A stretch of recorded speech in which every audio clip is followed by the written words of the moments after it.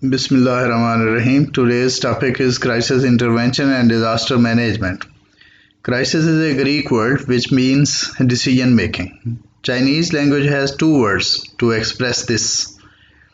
It means danger and opportunity. Crisis is a period of disorganization which is characterized by trial and error, disequilibrium, and it attempts to reduce the feelings of discomfort.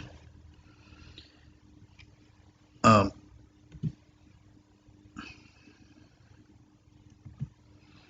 So, a resolution of crisis results in either an increase or decrease in person's level of functioning or return to previous baseline. Individuals and communities may never become the same again. At psychological level, they may become more vulnerable to future crises as victims of variety of post-traumatic conditions such as post-traumatic stress disorder, depression, anxiety, dissociative states, or may become resilient and battle hardened and thus better equipped to deal with the challenge of life. So crisis does not affect the person in causing the certain problems, but the person may become resilient and they must be experienced, means better hardened and thus better equipped to deal with the challenges of life. So this change may be the basis of the positive shifts in human behavior following major trauma called post-traumatic growth. So there are two types of crises. First is the developmental crisis, then the situational crisis.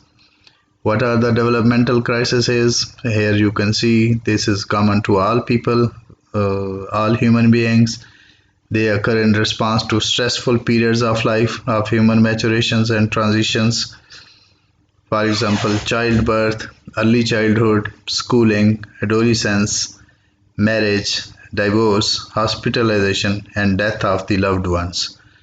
So all these areas are the areas, means the periods of crises. Childbirth is a major crisis since the very childhood, early childhood, schooling, whenever somebody goes to school, so they may become vulnerable for stress.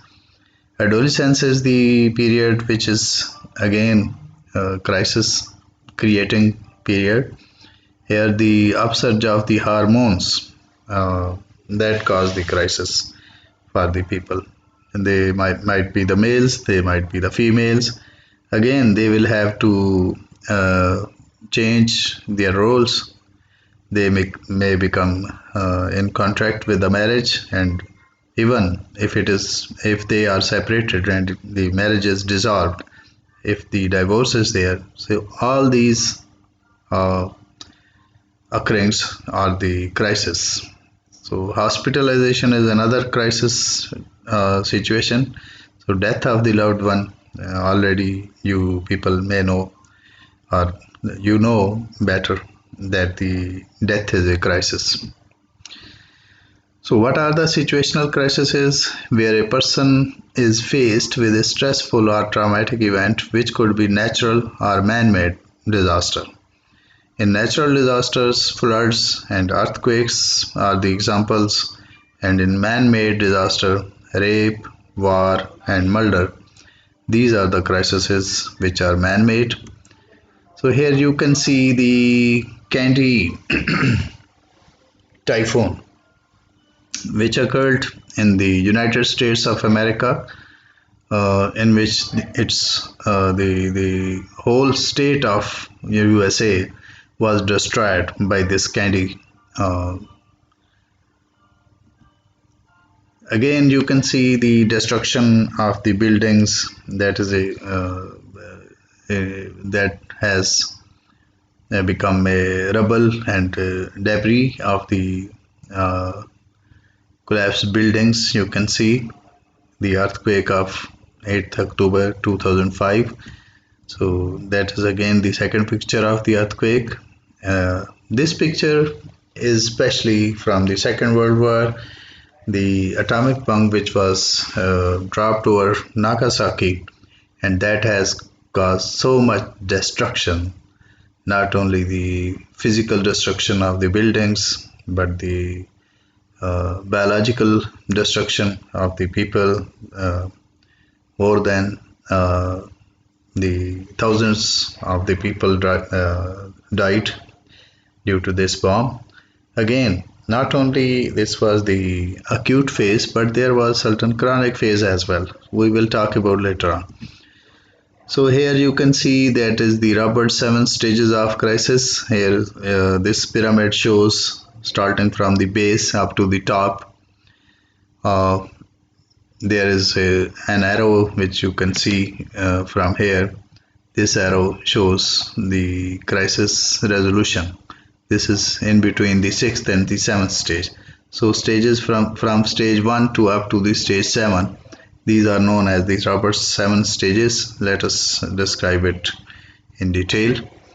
So Robert's 7 stages of crisis intervention are: number 1, plan and conduct crisis and biopsychosocial assessment, including the lethality measures. Number 2, establish rapport and rapidly establish collaborative relationship.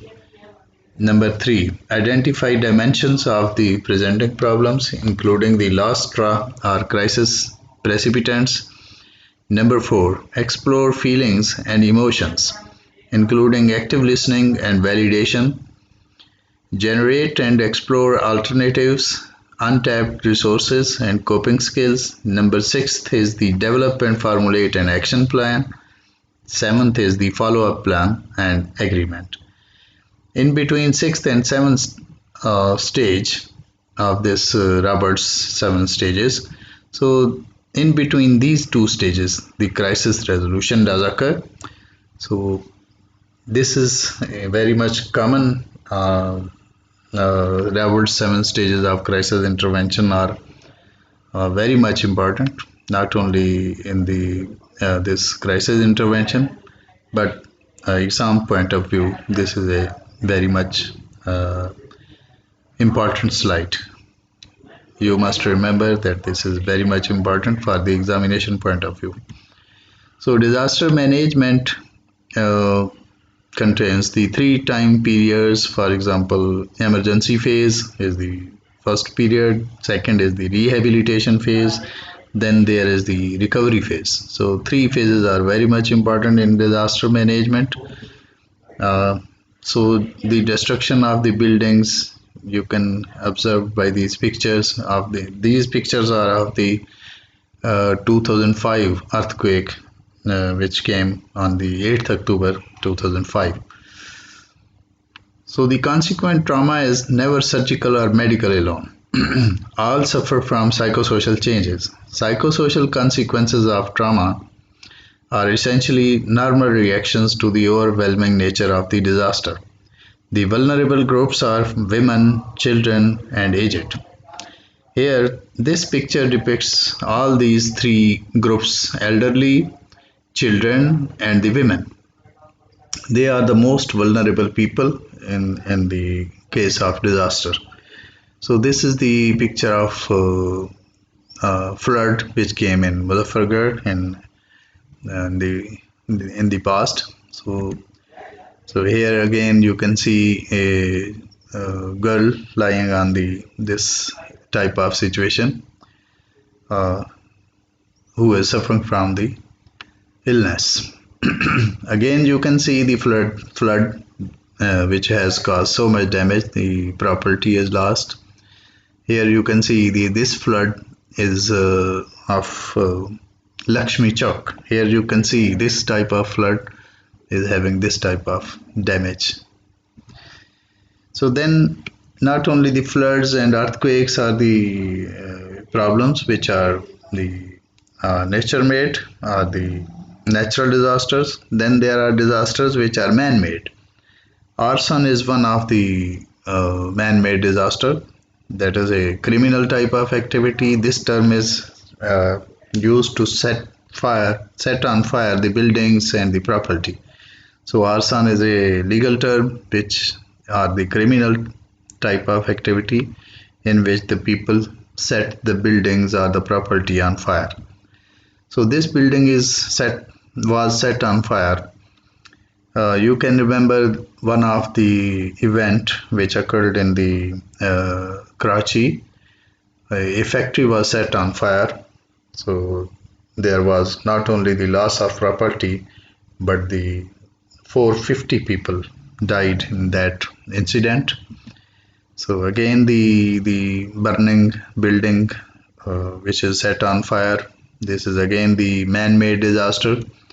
So this is again the man-made disaster in 1990, the Iraq War. This is the picture of Iraq graveyard, and the man is sitting, the only living person who is in the graveyard.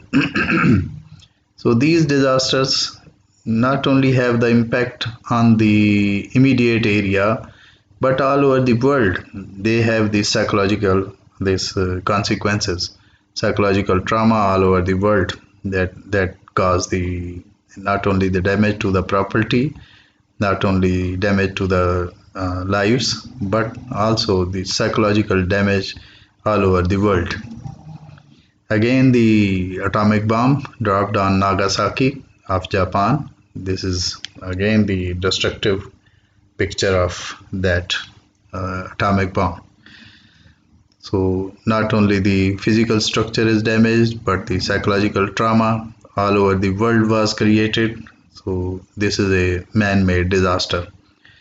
So not only this was in the acute phase of that period, but the Japanese are suffering from up till now the various diseases with the radiation has caused in generations, like the genetic material was affected. Again, the flood area where you can see all the landscape is drowned and is underwater. Not only property is damaged, but the livestock was damaged, the lives of the people were damaged, and all this damage which is caused, this is disasters. This disaster is natural in character, and that's why we are comparing it natural versus man-made. So, but young adults, as we have talked about, the children, women, and the elderly are vulnerable for the crisis or the disaster, but young adults and males are not immune to develop psychological reactions. So, every human being is vulnerable for this type of disaster, but the most common are young, adult, and women. Early psychological support by a trained professionals prevents long-term psychiatric morbidity, enhances healing, and promotes early recovery from biopsychosocial effects of the trauma. Psychosocial and mental health care should be an integral part of the medical and surgical care. Here you can see the earthquake area. Our team is working in the earthquake area. The traumatized individual and communities best recover through providing psychological, social, and economical support to each other rather than relying on outside resources, the outside help alone, and through early return to their homes and shelters. Active participation in social, educational, economical, and reconstructive activities, that is the most wanted thing. So again, you see the benzodiazepines should be avoided. So it is highlighted because the benzodiazepines, which are mostly prescribed by the doctors for sleep induction as well as to relieve the anxiety, but non-pharmacological measures should be preferred rather than to prescribe the benzodiazepines, because the benzodiazepines have they are this uh, causing the dependence, and they are highly addictive drugs, so that's why they must be prescribed sparingly. Up to one third population may develop post-traumatic stress disorder in the disasters. Again, our team working in the earthquake area. A wave of second disaster is epidemics. wound infections, malnutrition, death, and disease due to exposure to extreme temperatures. So, in the initial phase, you can see the destruction of the property and the damage to the lives.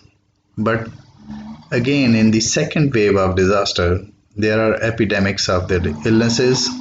So, wound infections, which the people have suffered from various wounds in the disaster. They are infected. There are epidemics. Wound infections are difficult to treat and heal, and malnutrition that potentiates the wound infections as well as the epidemics. So malnutrition is a problem. So death and disease, they are also the second wave of disaster. So, due to exposure to extreme temperatures, the people may suffer from the other illnesses like heat stroke and sunstroke and all these things. So, Pakistan is not only facing these disaster of the nature, but the Pakistan is facing terrorism, and war on terror is a we have seen the war on terror. So, the man-made disasters are equally important as the natural disasters. So I think this is the let us stop over here, and we will again next time we will continue with the other things. So I would say that this is all about the crisis intervention and the disaster management. At the end, you are welcome to ask any question after you are going to listen this lecture. You are welcome to ask the questions when we are going live on this uh, our uh, YouTube channel or Facebook group or something like that. You will be encouraged to ask the questions, and at the end you will be asked some question regarding these slides to mark your presence. So anybody who is attentive and attending this lecture, so he must be answered to this the question which I will ask about it these slides later on. So that will be the show your presence that you have attended this lecture. Then at the end, I will suggest after the assignment, anybody who is going to write down in his own handwriting the assignment, he will get the some marks. I will announce later on after the this activity is over. Thank you very much. Thank you very much for your patience, listeners.